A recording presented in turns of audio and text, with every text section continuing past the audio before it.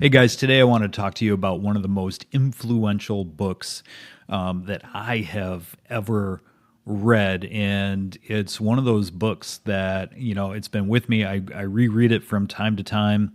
I've made it a part of our curriculum when we go through and help people train because I just think it is one of the most important things that anybody can do.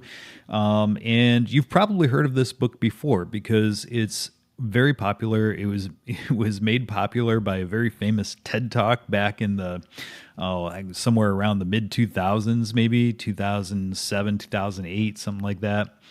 But it really stuck with me because it really gets to the core of what we do when we brand our businesses.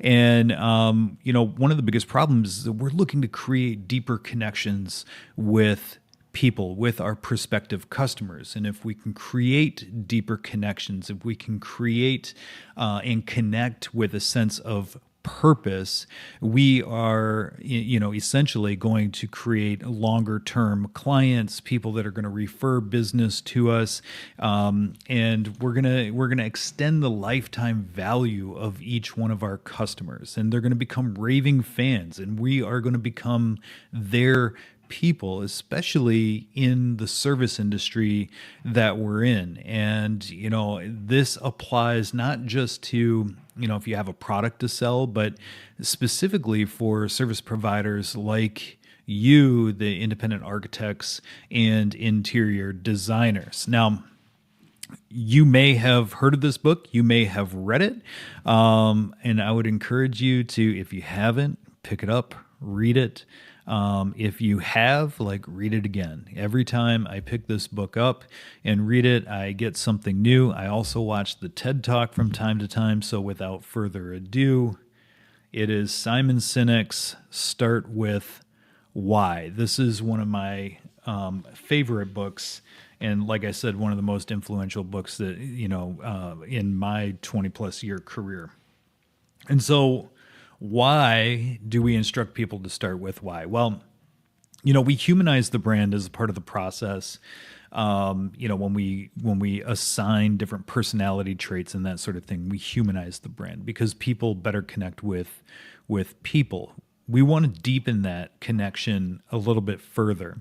And what I found is that people connect stronger with people with purpose. And that's exactly what Start With Why outlines for us. It is the roadmap to defining our purpose, which quite honestly is really hard to do because, when a lot of people, when you ask them like, hey, why did you start this business to begin with? What is that deeper purpose? They come back with really surface level answers like, I'm in business to make money, or I'm in business to design functional rooms or something like that. Well, those are surface level. That is not your purpose. Those are more of the what's or the how's of what we do. But if we're working within the confines of Start With Why, and let me minimize myself here really quick to bring up this screen here. Bear with me. If we're starting with why and we're, really getting into the crux of the golden circle, we're starting with why. Your why should inspire your how. The how is like all of the processes that make the why possible. It's how you come to market. It's how you service your clients. And if we can clearly articulate that, that's how we're able to support our purpose, our why. So your why inspires the how, and then your how enables the what. The what is, it is what you do. I'm an interior designer who is specializing in high functioning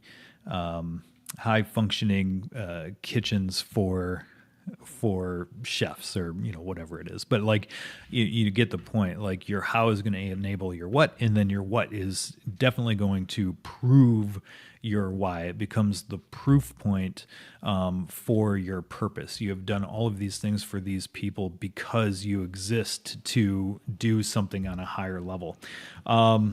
I really like and I'm going to read from the book here. What he says, he brings up the Apple example. And so, like, if Apple were to come to market and say, hey, we make, they're starting with the what, right? We make great computers. They're beautifully designed, simple to use, user friendly. Would you like to buy one? It might not be that compelling. You're not going to they're not connecting with people in a way that feels right or feels different. And so, like, what they actually communicate, at least at the time of writing this book, is this, and I still think it holds true today for a company like Apple. But if they were to write out their why statement, it would be this: everything we do, we believe in challenging the status quo. We believe in thinking differently. The way we challenge the status quo is by making our products beautifully designed, simple to use, and user-friendly. And we happen to make great computers. Want to buy one? You can see the difference when you start with your purpose, when you start with something that is greater than ourselves. It starts to connect with people. There's a weight to what we're talking about there. And then everything else falls in line, but it feels different. It feels a little bit more genuine. And we all have our whys and we have to draw it out. But notice, like, in that example from the book, like, they don't come out and say, our purpose is to make great computers, right? That is the byproduct of their purpose, to challenge the status quo in everything that they do and to think differently. And so, I just happened to be reading the Steve Jobs biography again too, and in that book, he mentions, how they develop their products, and like being free to, in having that why, it opens them up to having designed things like the iPod or the iPhone, which aren't computers but are born out of that industry, and that's exactly why it became their competitive advantage, because that's exactly why Microsofts of the world couldn't compete, because they were more of like the software company, right? And so you can see the importance. Relevant example from my experience is when we were working with Croze Nest Cooperage, and I like this example because it just illustrates the point perfectly.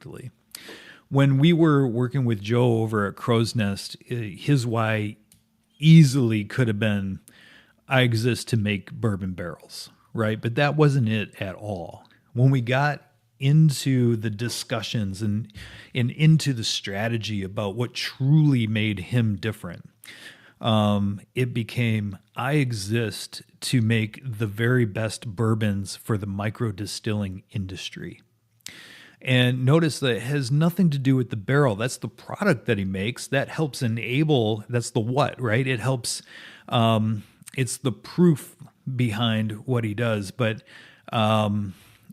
it's definitely not his purpose. His purpose is to make the best bourbons. He can do that because he is the main ingredient. He knows the barrel science. He deeply understands like what charring a barrel first can do, and then, toasting a barrel can do to the flavor prior to the char, and all of the different nuances and how you can manipulate the flavors that come out of it. And understanding that, plus knowing that the micro distillers, his main buyers, are the ones that are looking to win the awards.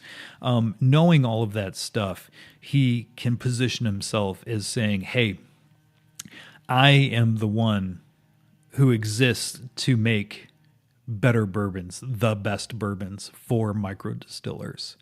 And so that helps him have better and more effective sales conversations. It helps him better create and fulfill promises that he's making. And in the end, it really became his main differentiator. But we started with the why first. And so if I can encourage all of you to do one thing today, it would be like really think about what is that purpose outside of the products that you make and outside of the processes that you have. Like those things are all really important, as you can see here. But like, what is that purpose? Like, what is the benefit to the end customer of working with you? Like, why do you exist outside of your products, outside of your processes? So I hope you found this helpful. I've never really talked about this outside of like the curriculum and stuff. But I just want to say, like, look, if it's been a while and to read the book again, if you haven't read it, pick it up, buy it. It's not that expensive. Read it. It could be one of the most important things that you do this year is read the book Start With Why by Simon Sinek, and then take that and incorporate it into the brand that you're looking to build. So, look, if you like this type of discussion, this is exactly the type of thing that we talk about together as a group in the Brand Lab. I would love you to explore more. I'm going to include a link just below this video so that you can explore more. Also, if you have, if you do have a why statement, like I'd love to hear it. Like put it in the comments below. Tell me, like, why do you exist? Who do you help? Why do you exist? Okay. All right. That's it for now. Thanks everybody. And we'll see you in the next one.